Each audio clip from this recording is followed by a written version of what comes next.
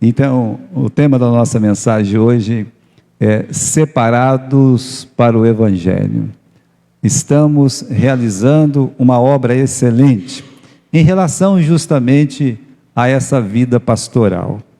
Eu vou ler aqui o versículo 1. Paulo, servo de Jesus Cristo, chamado para apóstolo, separado para o Evangelho de Deus.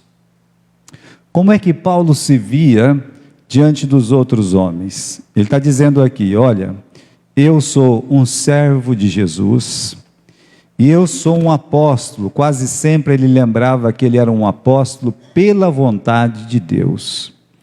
Só que nessa carta, de uma forma especial, ele faz uma menção àquilo que Deus falou para a igreja que ele pertencia, quando ele então foi separado. 20 anos atrás dele escrever essa palavra, essa frase, separado, como está aqui no versículo 1 no final, separado para o Evangelho de Deus. Isso não é uma palavra do Paulo, não foi Paulo que disse, eu me separei para a palavra de Deus, não, ele está dizendo separado. Quando você abre lá em Atos, no capítulo 13, você encontra esse momento na vida do apóstolo Paulo e também na vida do Barnabé. Diz assim, no versículo 2, servindo eles ao Senhor e jejuando, disse o Espírito Santo, apartai-me a Barnabé e a Saulo para a obra que eu os tenho chamado. E Paulo está explicando para nós em Romanos, 20 anos depois, que essa obra é a evangelização, separado para o Evangelho de Deus. É um privilégio. Um homem ser separado por Deus para pregar a palavra de Deus é um privilégio. Eu estava contando para os irmãos, logo que eu já era recém-casado, eu acho que devia ter um ano e pouco, eu fui visitado por um pastor que veio de muito longe, e que de certa forma, ele teve uma participação na minha vida espiritual. E ele estava me contando sobre, assim, o filho dele. Meu filho tentou fazer uma faculdade, não conseguiu. Estava empregado não sei na onde, foi mandado embora, não conseguiu. Estava tentando não sei o que lá, não conseguiu, Aí ele chegou em mim e disse, pai, Deus está me chamando para ser um pastor. Ele estava falando aquelas coisas, aí eu fiquei pensando, eu era uma criança ainda, tinha 24, 25 anos. Eu pensando, agora a pessoa que não dá certo em lugar nenhum, é esse que é o separado? Não deu certo no serviço, não deu certo no estudo, não deu certo não sei aonde. É porque Deus está me chamando. Eu não vejo nenhum exemplo desse na Bíblia. Eu acho que Deus, Ele chama aqueles que está dando certo, que está trabalhando, que está lutando. O pastor João uma vez estava vendendo livro lá em São Paulo, e algum vendedor passou, um comprador, Você, eu estou comprando livro barato para revender, o que você faz? Eu sou um pastor. Você é um pastor e está vendendo livro? Não, é porque é o seguinte, eu estou pesquisando em qual igreja vai me chamar, porque, coisa e tal, e qual igreja que você já pastoreou? Não, eu nunca pastoreei igreja nenhuma. Isso aí é pastor. O cara que não dá certo em lugar nenhum, esse é chamado para pastor. Aquele cara que acha que vender alguma coisa é mais vantajoso do que correr atrás das almas, esse é pastor. Olha o que Paulo está dizendo aqui para nós, meus queridos irmãos. Ele está dizendo no versículo 1 do livro de Romanos, capítulo 1, ele está dizendo, olha, eu fui separado para o Evangelho de Deus. É assim que ele se via. Ele estava lembrando do que Deus escreveu no certificado dele, quando chamou ele e disse assim, olha, agora eu estou te separando.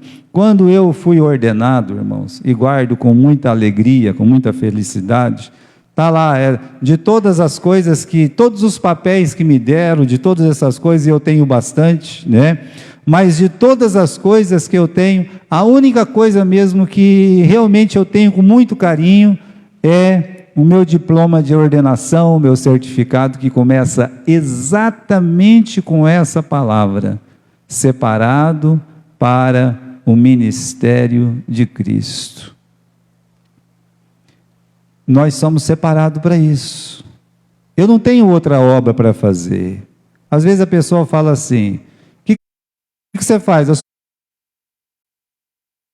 sou pastor. Você só é pastor? Só faz isso, né? Bem, eu já entendo a mente dele. Eu até gostaria que ele trocasse a semana dele com a minha, mas que ele fizesse o que eu faço, sabe? Que ele fizesse exatamente o que eu faço. Pode ser que eu não faça o que ele faz, né? Mas eu queria que ele fizesse aquilo que eu faço. Portanto, irmãos, ser separado para o Evangelho é uma honra muito grande. Eu citei a questão do pastor Santiago. Pastor Santiago era um homenzinho desse tamanho. Eu não acredito que ele tinha 1,5 m.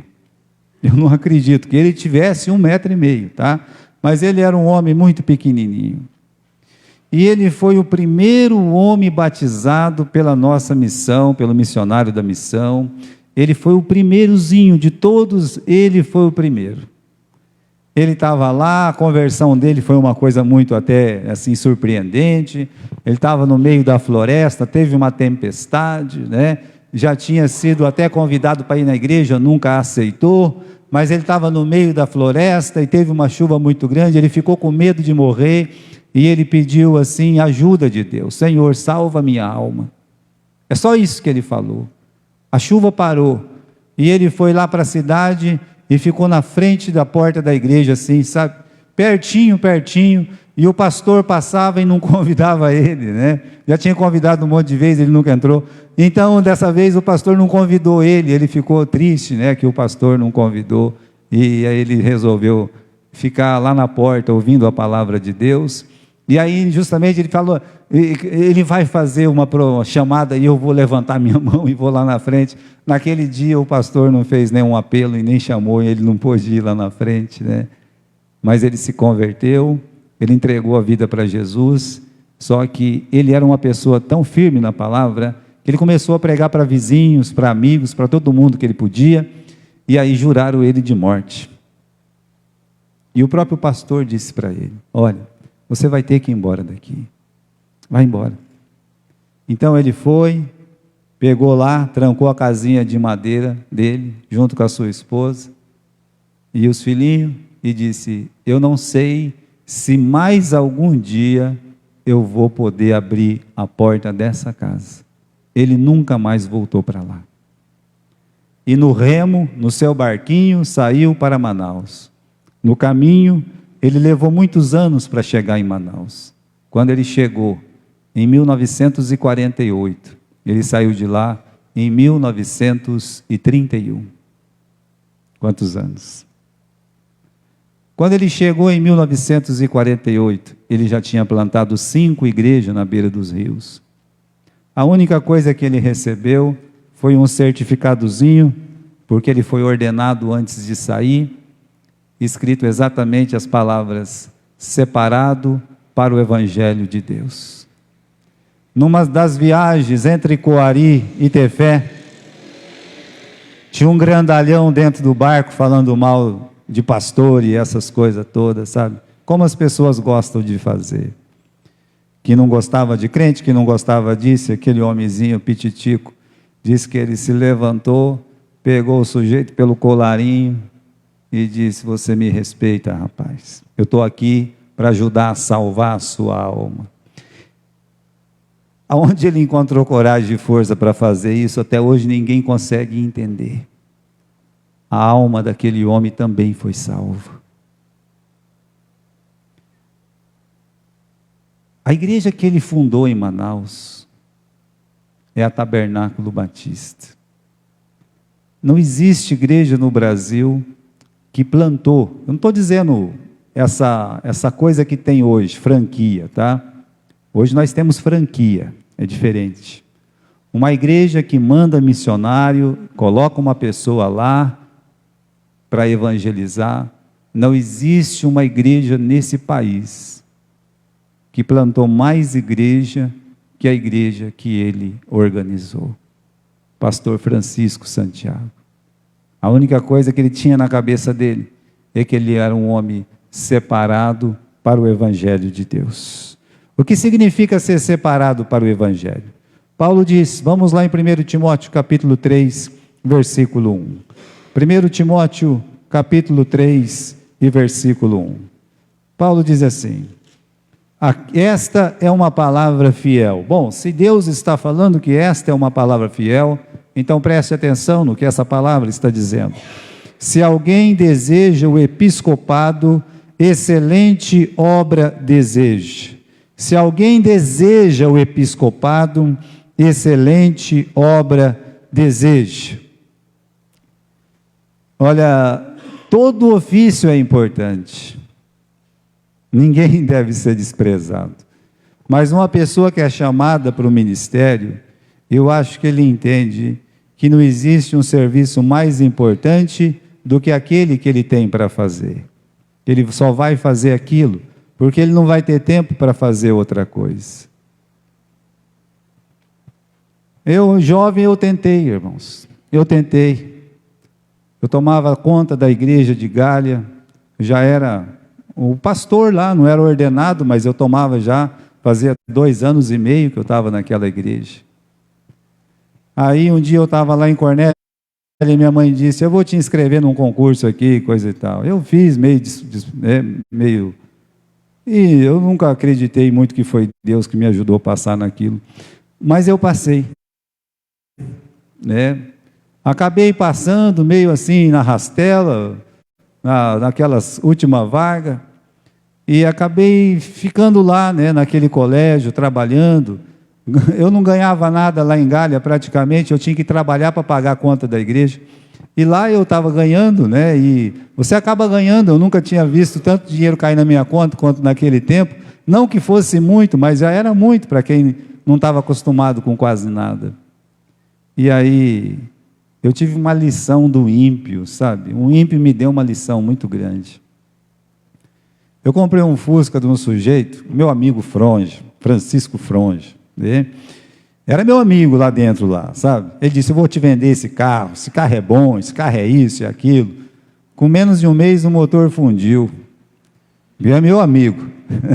Esse era o meu amigo, Digo, rapaz, que coisa, hein? Falei, pois é, Fras, Mas Deus me deu um motor, um irmão lá de Cornélio me deu um motor. E uma coisa interessante, é que ele chegou um dia lá, às vezes eu trocava, eu batia o cartão dele, ele batia o meu, ele pegou aquele cartão dele e disse assim, batendo no peito, com orgulho, que eu nunca vi uma pessoa falar com tanto orgulho daquele, Ele bateu assim e falou assim, é a última vez que eu bato esse cartão. Agora eu vou trabalhar para o Sheida. O Sheida tinha acabado de ser eleito lá em Londrina prefeito. Irmãos, eu ouvi ele falar isso. Eu estava com a mão nas costas dele, eu tirei a mão das costas dele. Me senti tão envergonhado. Eu não consegui mais colocar aquele cartão. Eu disse, o que eu estou fazendo aqui? Com as almas lá em Galha me esperando. Eu tenho um chamado, se esse ímpio, ele tem orgulho de trabalhar para um prefeito, eu já trabalho no Evangelho, eu já trabalho para Deus, o que eu estou fazendo aqui? Eu acredito, irmãos, que aquele momento foi um despertar na minha vida espiritual, para nunca mais, olha, eu posso até passar fome, mas eu não vou trabalhar no mundo, eu tenho coisa para fazer na igreja de Deus. Eu peguei o cartãozinho, fui lá, Falei com a Salomé me mandou lá para o vice-diretor, o vice-diretor segurou, disse não, e coisa e tal, você está muito jovem, você vai crescer muito aqui dentro, aquela história toda, né?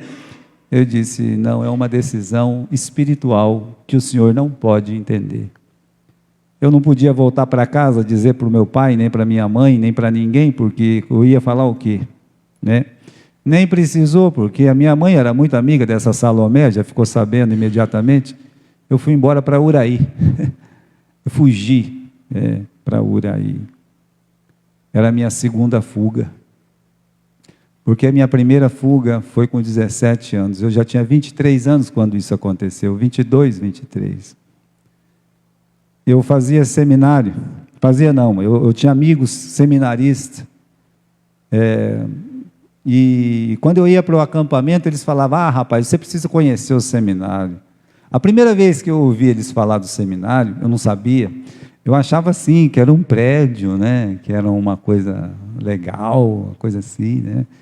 Eu quero fazer também, a gente vai escrever para você, mandar os trabalhos do seminário. Então todo mês chegava aquele pacote, naquele tempo todo mundo escrevia para todo mundo.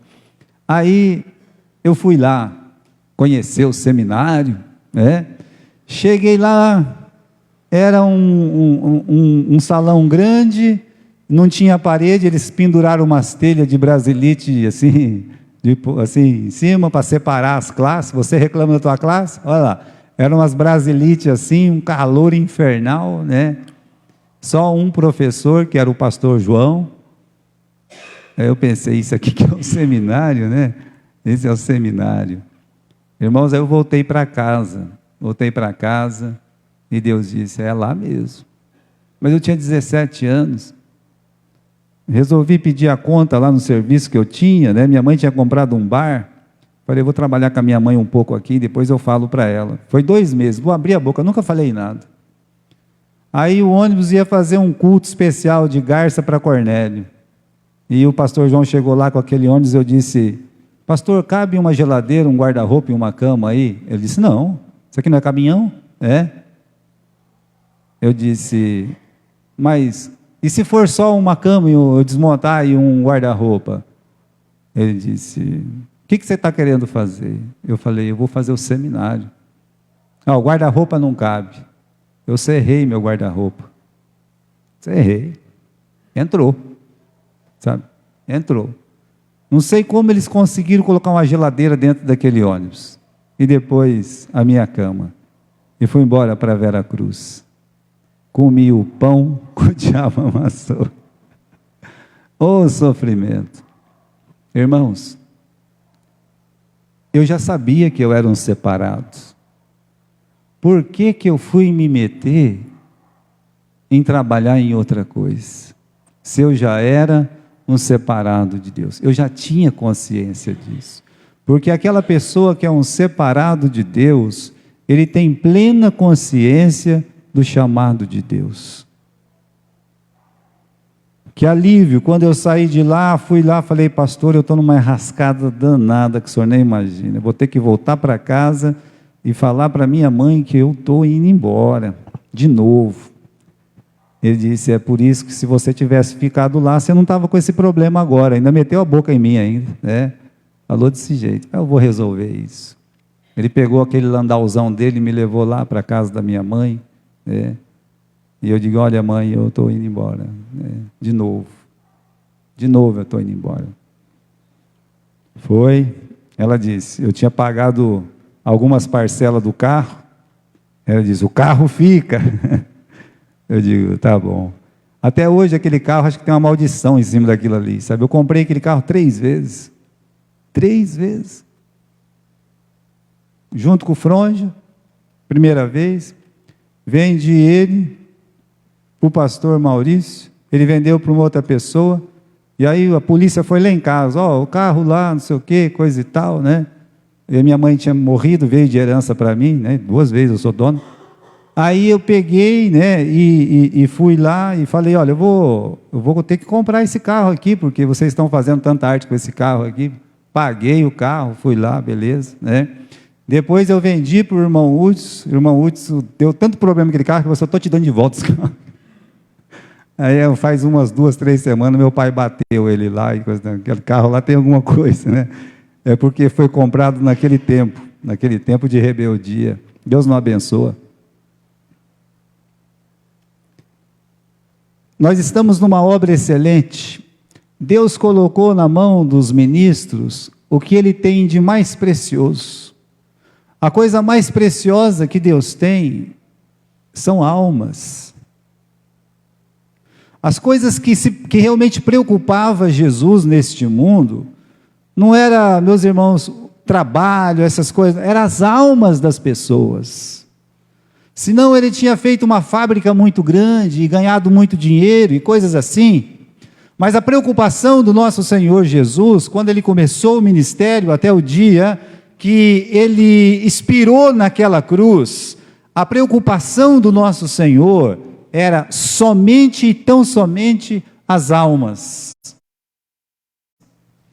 E ele olha para Pedro e diz: Pedro, você me ama. Ele já tinha chamado Pedro, ele já tinha separado Pedro para o ministério. Ele orou uma noite todinha para dizer: Pedro, eu estou te escolhendo como apóstolo, você está sendo separado, Pedro. Então, ele já tinha um propósito na vida de Pedro, e Pedro tinha saído e não estava mais trabalhando com as almas. Aí Jesus olha para Pedro e diz: você me ama, Pedro? Ele disse: eu te amo, Senhor. E perguntou a segunda vez: você me ama, Pedro?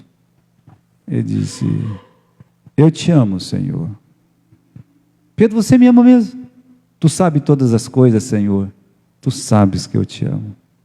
E Jesus sempre dizia o quê? Apacenta as minhas ovelhas.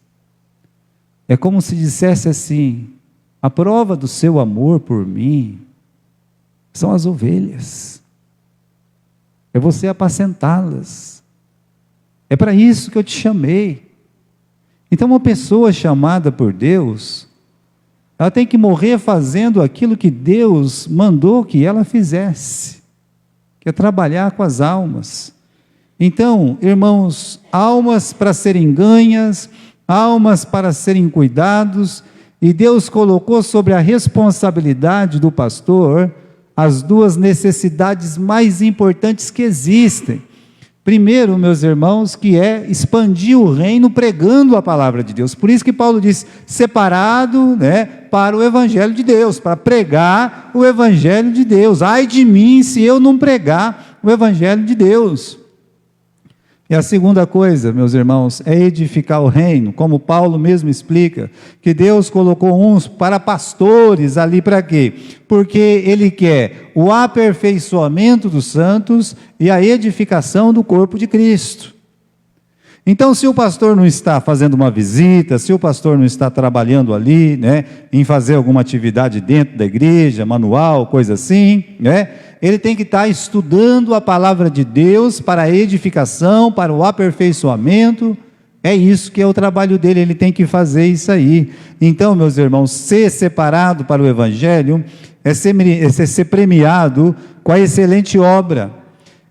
Deus não precisava usar homens tão pecadores como eu. Ele não precisa. Você acha mesmo que Deus precisa de um Gilberto? Que Deus possa precisar de algum outro homem neste mundo que se intitula pastor? Ele não precisa. Ele não precisa de mim para nada. Eu que preciso dele para tudo. Bom, ele podia usar os anjos. É mais bonito usar os anjos. Os anjos devem ser mais bonitos que nós. Ele usou no passado. Quando ele foi destruir Sodoma e Gomorra, ele mandou os anjos dar o recado. Então ele já usou os anjos no passado. O livro de Apocalipse diz que ele vai usar os anjos, vai usar um anjo lá no futuro para pregar o evangelho eterno. Ele disse: vai lá, o anjo vai passar e vai pregar o evangelho eterno. Mas enquanto aquele anjo não passar, é nosso trabalho, é nosso ofício, é pregar a palavra de Deus. Então ele prefere separar homens para esse ofício, e a única coisa que a gente deve dizer é: obrigado, Senhor. O nosso ofício, irmãos, o ofício de um pastor, ele, na Bíblia, por ser um serviço separado, ele só pode ser comparado com aquele chamado de Arão. O chamado de Arão. Você sabe que nós temos esse texto lá em Hebreus capítulo 5, versículo 1, 2, 4, 5. Tem algumas partes desse versículo que eu acho muito interessante, né? Eu cortei algumas partes para não ficar extenso, mas o apóstolo Paulo, o apóstolo Paulo não, né? O autor de Hebreus, ele diz que todo sacerdote, ele é escolhido dentre os homens e designados para representá-los em questões relacionadas com Deus e apresentar ofertas e sacrifícios pelo pecado. Olha, nós temos o mesmo material humano para trabalhar que Arão tinha. Quem é que ia atrás de Arão? Os pecadores. Mesmo Arão sendo um pecador também. Ele estava ali para representar, meus irmãos, aqueles pecadores. Ele era o elo que ligava aqueles pecadores até Deus. Era a esperança daqueles pecadores chegar até a presença de Deus. E por isso, na segunda parte, ele fala, olha, ele é capaz de se compadecer dos que não têm conhecimento e se desviam.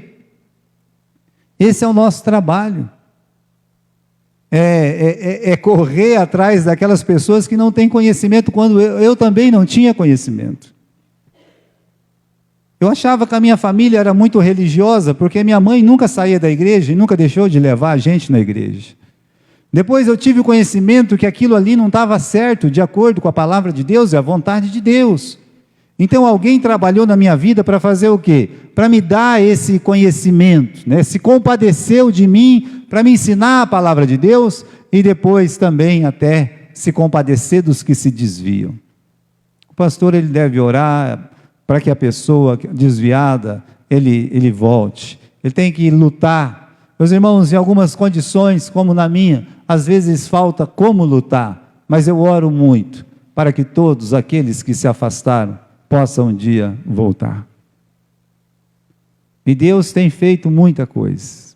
Deus tem feito maravilhas. Se compadecer dos que não têm conhecimento e dos que se desviam. Aí ele fala uma coisa muito importante. Ninguém toma essa honra para si mesmo, mas deve ser chamado por Deus, como é o caso de Arão. Não fui eu que me nomeei. Não foi Arão que nomeou ele. Ele dizia assim, eu vim aqui para ser sacerdote, hein? Vocês me respeitam. Não, de jeito nenhum. Foi Deus que disse para Moisés, Moisés, separa ele. Moisés podia dizer assim para o povo, é meu irmão, ele está comigo desde o começo, ele vai ser o sacerdote, pronto, acabou, né? O povo ia respeitar, mas não foi Moisés que escolheu, não foi ele próprio que se auto-intitulou um sacerdote ali, não foi isso que aconteceu. Olha, ninguém toma essa honra para si mesmo, mas deve ser chamado por Deus, como de fato foi o Arão. Então, meus irmãos, como eu disse, nós trabalhamos com o mesmo material, que é, meus irmãos, conduzir os pecadores até a presença de Deus, levar pecadores a ter paz com Deus, tentar colocá-los nos braços do Senhor. Agora, você já reparou que o ministério de Arão, ele era muito mais importante do que o ministério do próprio Moisés? Moisés, ele foi um eleito de Deus, para conduzir o povo até Canaã, ainda que ele não conseguiu, por causa da sua falha, ele acabou o seu ministério, e não é dito que os filhos dele tomou o lugar dele. Arão, ele foi chamado junto com os seus filhos. E os filhos dos seus filhos continuaram aquela obra. Foi uma obra continuada. Moisés morreu e parou por ali. Arão morreu antes que Moisés. E o filho de Arão vestiu a veste sacerdotal. O neto de Arão vestiu a veste sacerdotal. O bisneto de Arão vestiu a veste sacerdotal, até que Cristo viesse e fosse o sumo sacerdote para nós. Quando Moisés morreu, meus irmãos, tem uma coisa interessante, diferente de quando Arão morreu.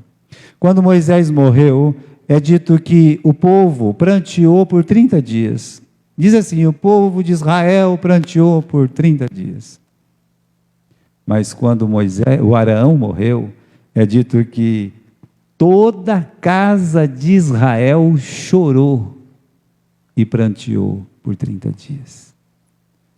É porque quem é que estava no meio daqueles pecadores? Quem é que atendia aqueles pecadores?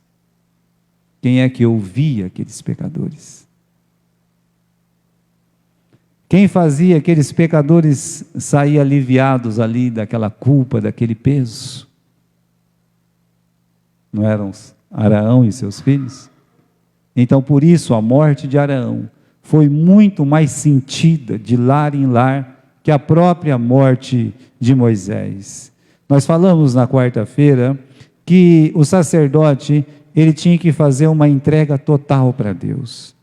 Deus pedia umas coisas esquisitas para o sacerdote.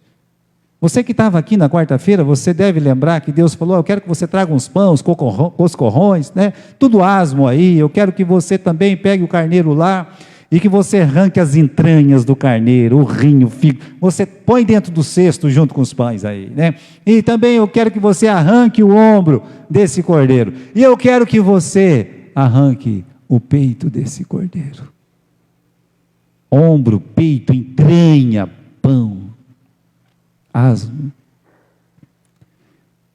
Só tem um versículo, meus irmãos, que vem na minha mente quando eu imagino o que Deus queria de Arão. É como se Deus estivesse dizendo para Arão, Arão, você tem que vir aqui com todo o seu amor, amarás ao Senhor teu Deus de todo o teu coração, de toda a tua alma, de todas as tuas forças, de todo o teu pensamento. O ombro representa as suas forças, as entranhas, sabe, é o sentimento mais profundo que um homem tem. Lembra que Paulo, quando viu a idolatria lá de Atenas, ele ficou todo machucado por dentro, sabe? Quando você está assustado, é a sua barriga, é as suas entranhas que façam mal. Olha, irmãos, a nossa vida santa nos pães asmos, e o peito, o coração, ama o Senhor desse jeito. E tem uma coisa, ele tinha que pegar aquele cesto e ficar em movimento, que nós falamos aqui na quarta-feira, que negócio esquisito, né? Mostrando o seguinte, Senhor, eu te amo de todo o meu coração, de toda a minha alma, de toda a minha força, de todo o meu sentimento, né? Parado, sem fazer nada, esperando as pessoas cair dentro da igreja, ou fazendo um movimento estranho, que não seja correr atrás das almas. Isso não é um movimento para Deus? Deus pediu uma outra coisa estranha para ele também, disse assim, olha, você vai pegar o sangue do cordeiro e colocar na sua orelha, que negócio estranho, né? Um sangue na orelha. Você vai colocar o sangue nas suas pontas dos polegares, das mãos, nos polegares dos pés. Olha que interessante, irmãos, porque Deus, Ele está querendo ungir com o sangue de Jesus, o ouvido, as mãos, os pés, porque isso é muito importante no ofício de um pastor, de um ministro. E se você deseja o episcopado, lembre disso, o pastor tem que ter um ouvido ungido pelo sangue, tem que ter suas mãos ungidas pelo sangue do cordeiro, e tem que ter também os seus pés ungidos com o sangue do cordeiro. Eu acho que é com sangue no sentido para a gente entender o preço que foi a morte de Jesus, para que o ouvido desperte, para que as mãos desperte, para que os pés desperte. Então, irmãos, o ouvido de um pastor, de um ministro, assim como de todo irmão, deveria ouvir aquela voz que fala assim, a quem enviarei? Quem vai por nós? E ter uma pessoa que diz como Isaías falou, eu estou aqui, Senhor, eu estou aqui, me envia. é um ouvido que ouve a voz dos céus, é um ouvido que ouve essa voz e abraça essa voz e diz: eu estou aqui, Senhor, eu estou aqui, eu quero que o Senhor me use. Mas é um ouvido que ouve a voz das ruas dizendo: passa a Macedônia e nos ajuda. O ouvido está virado para cima e está virado para o lado. O pastor que não consegue escutar a voz das almas clamando, pedindo socorro, pedindo ajuda, se não comove ele alguém precisando de salvação, se não se comove dos problemas que os irmãos têm, seja qual for aquele problema, que ouvido é esse? Como é que ele pode dizer que esse ouvido está lavado no sangue de Jesus, ungido no sangue de Jesus? A mesma coisa as mãos, é uma mão que está para cima e está para o lado. Agora, irmãos, eu digo que quando nós estendemos as mãos para cima, eu vou segurar a mão de Deus, segura na mão de Deus e vai. Não, essa música foi feita de uma forma errada, né? Porque quem segura a nossa mão é Deus. Eu não tenho força para segurar na mão de Deus. Eu não tenho. Os irmãos sabem que eu não tenho força para segurar na mão de Deus. Mas Ele tem força para me segurar. Então essa mão está estendida para os céus, clamando: socorro, me ajuda, Senhor, nas obras que eu tenho que fazer. Eu quero que o Senhor segure a minha mão, Senhor, para que eu fique de pé, meu Senhor.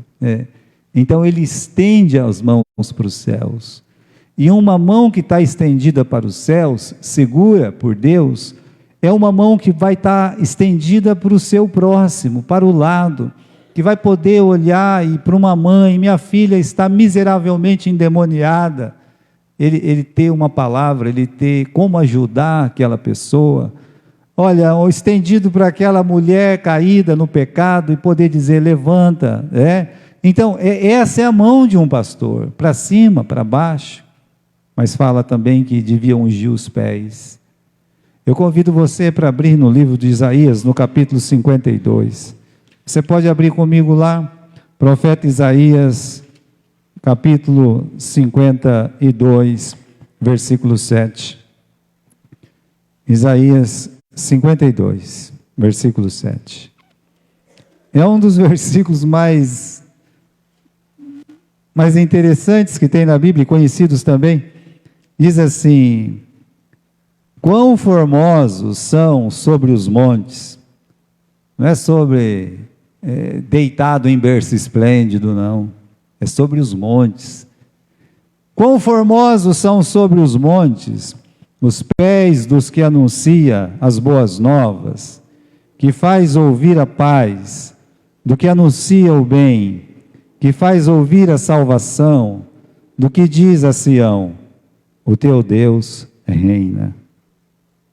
O teu Deus reina. É esses pés, meus irmãos, que estão anunciando boas novas, fazendo ouvir a paz, anunciando o bem, fazendo as pessoas ouvir a voz da salvação. Deus fez uma promessa. Olha, a promessa que Deus fez para Josué: onde colocar o teu pé, eu dou para você. Você sabe por que Deus não dá mais trabalho para a gente? Porque o nosso pé não está lá. É só por isso.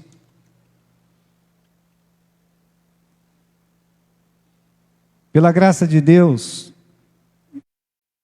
tem um pastor trabalhando no Jardim Santa Antonieta. E um dia nós vamos ouvir falar muito daquela igreja. Pela graça de Deus, nós temos uma igreja em Pompeia. Pela graça de Deus, nós temos uma igreja em Oriente. Pela graça de Deus, nós temos um trabalho ali, no Jardim Morumbi. Pela graça de Deus, nós estamos aqui no Jardim Nacional. E eu parava com o ônibus quando tinha 17 anos aqui na frente, exatamente aqui na frente. Nem asfalto tinha, era só um terreno. Com essa casa da frente aqui e do seu Antônio Pequeno começando. Essa casa aí tinha ali. O ônibus parava exatamente aí. Hoje nós estamos aqui dentro e não somos 20 crianças dentro de um ônibus entupidos como se fosse uma sardinha na lata. Mas é o que tinha para oferecer para elas. Acabou o culto na terceira igreja hoje. Acabou. Um rapaz forte, bonito, que só vendo. Mas já deve ter uns 40 anos, ou talvez até mais, não sei, né? Mas muito bem afeiçoado, me abraçou e disse: pastor Gilberto, o senhor não vai lembrar de mim nunca. Eu digo, e eu concordo, não sei nem quem que é, nunca vi, né? Como é que eu brinquei com ele, não vou lembrar mesmo, nunca te vi. Eu digo, olha pastor, o senhor foi a primeira pessoa que me levou para a igreja, e meu pai proibiu. O senhor plantou uma semente, eu nunca esqueci. Eu morava lá em Gália, e hoje estou me encontrando com o senhor aqui. E vocês acham, meus irmãos, que quando vocês pegam os seus pés e vão nas casas visitando, que um dia alguém não vai te abraçar e dizer a mesma coisa para você? Você foi minha professora, você foi meu professor. Quão formosos são sobre os montes os pés do que anunciam as boas novas. Nós temos que ter coragem, nós não podemos parar. Não importa se são crianças, essas crianças é a grande bênção que Deus tem dado na nossa igreja.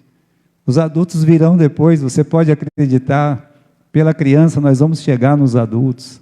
Esse é o jeito que Deus tem trabalhado com a nossa igreja. Olha, nós temos que caminhar, nós temos que lutar, nós temos que correr atrás das almas, o pastor principalmente. Ele tem que encontrar um ânimo para fazer essas coisas. Eu desci para fazer, eu disse que foi um domingo muito abençoado, porque onde eu fui foi uma benção. Passei em 4 casas. Na primeira casa, estava lá 4 pessoas reunidas, membros da igreja, felizes por bons resultados espirituais. Na segunda casa, devia ter muita gente, né? Toda a família alegre. Eu olhei e pensei, todos salvos por Jesus aqui, nessa casa. Aí eu andei mais um pouco, desci lá para baixo, aí encontrei mais gente ainda. Aí eu olhei e disse, Deus está entrando aqui. E já entrou e fez muita coisa aqui. Na volta, encontrei mais uma alma feliz. Então foi uma visita, uma tarde maravilhosa. Eu estou dizendo isso para você não desanimar com seus pés. E um pastor, ele jamais pode parar de andar, ele tem que crer que aonde pisar os seus pés, então Deus vai entregar, Deus vai dar. Eu tenho umas coisas malucas ainda na minha cabeça, sabe? Estava pensando, eu ainda vou comprar um ônibus para fazer o que eu comecei a fazer. Eu comecei desse jeito, pode ser que eu termine desse jeito. Aí eu vou fazer uma capela dentro dele, e vou para Paraguaçu, não, como é que chama essa cidadezinha aqui? Ocauçu, como é que chama a outra lá? Sabe, Campos Novos, Birarema, está cheio de cidadezinhas ali. E por que não fazer um trabalho com crianças lá? Por que não? Ué, Eu não estou nem indo mais para o Jardim Morumbi, está tendo mais criança agora do que quando eu ia. E você faltou, viu? Cadê o Lucas? O Daniel. Cadê o Daniel? Levanta a mão, Daniel. Olha que falta você fez. Irmãos, eu quero terminar dizendo que, como Arão, nós devemos ter plena consciência do nosso ministério, do nosso chamado. Eu como pastor, tá? Você como irmão, quem sabe Deus vai separar você para o ministério também, eu não sei, quem sabe, né? Eu tenho desejado que aconteça isso na vida dos nossos jovens aqui, que alguém seja separado, ou alguém, né, algumas pessoas, ou rapazes, moças, sejam separadas para o ministério, separados para o ministério, e viver só do ministério mesmo. Olha, quando o Arão foi chamado, ele se apresentou. Ele teve força quando veio oposição, porque o seu trabalho na igreja, assim como o meu, sempre vai ter uma oposição. Alguém vai fazer uma oposição, porque senão não é um trabalho de Deus. Eles fizeram uma oposição até contra Jesus. E quem somos nós? Então, ter força quando vier a oposição contra Arão, os primos dele é que fizeram um levante contra ele, vocês lembram disso? Ter força para se levantar quando, por alguma falha, nós envergonhamos o nosso Deus. Olha o Arão, ele fez um bezerro de ouro para idolatria. Obrigado, Flávio, nem eu não entendi muito esses ventiladores, porque eu estou com frio aqui. Esse bezerro, meus irmãos, foi uma tristeza, e Deus já tinha separado ele, e ele então se levantou e continuou. Ter força para continuar quando coisas tristes acontecem.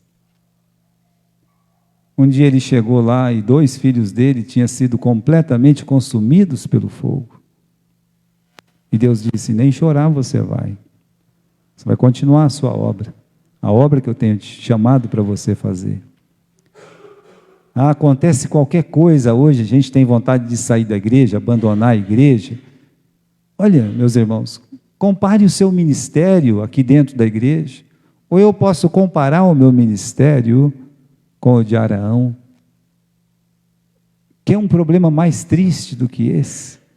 Ele levanta a cabeça e continua o ministério, e os outros 2 filhos que ele tem, veste as vestes sacerdotais.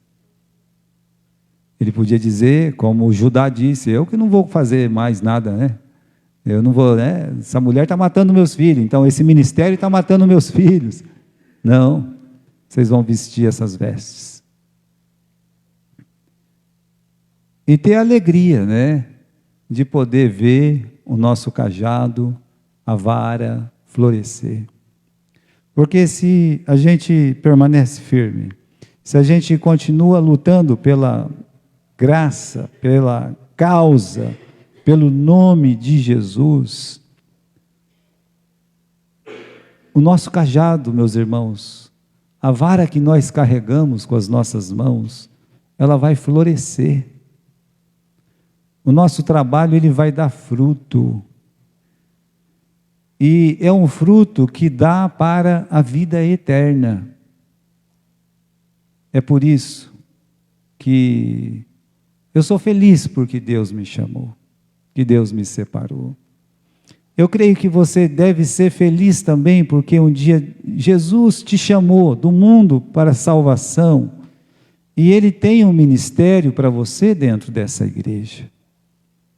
Você deve ser feliz por isso, por poder trabalhar na igreja de Jesus Cristo, porque essa é o que faz um pastor feliz, ele poder trabalhar para a causa de Cristo, na igreja do Senhor Jesus Cristo. Então, eu não tenho um dia de pastor, por um motivo muito simples, porque para mim, todo dia é dia de pastor. né? Então, é hoje, é ontem, é amanhã, né? Para mim, é um privilégio sempre, nunca vai deixar de ser um privilégio. Poder estar pregando a palavra de Deus, né? E enquanto Deus permitir, é claro, eu vou ficar aqui nessa igreja. O dia que Deus não quiser mais, então Ele vai me levar para outro lugar. Ele vai continuar trabalhando, até o dia que fechar o caixão e dizer, olha, aqui, né, Jaz, um pecador, mas que foi um pastor. Então, aqui está. Ele acabou a carreira também, e ele amava muito a Jesus Cristo. Eu espero que você, meu irmão, tenha o mesmo amor por Jesus Cristo.